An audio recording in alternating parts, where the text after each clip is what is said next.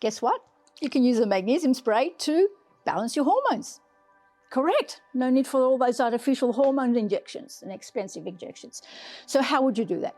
So just say that you want your thyroid. So your thyroids are either overactive or underactive.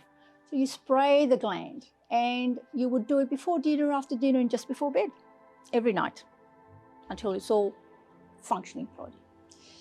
If it's the pancreas, because it's not producing enough blood sugar hormones, you spray it on the pancreas. If it's your thymus for producing the killer cells, etc., that's where you put it on. If it's your adrenals, because your adrenals are so fatigued that they are no longer producing enough cortisol, and I know cortisol is one of the hormones that we all think, oh, it's not a good thing. But the thing is that we all need the cortisol high in the morning, leveling off during the midday, and then tapering off so that the melatonin kicks in, relaxing our bodies, getting us ready for sleep. So we do need that cortisol. So you would spray it on the kidneys, which is just around the back here.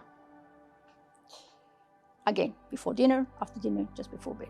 And of course, you can gauge it. You listen to your body. Nobody is a better doctor for you than you and your body. Your body tells you.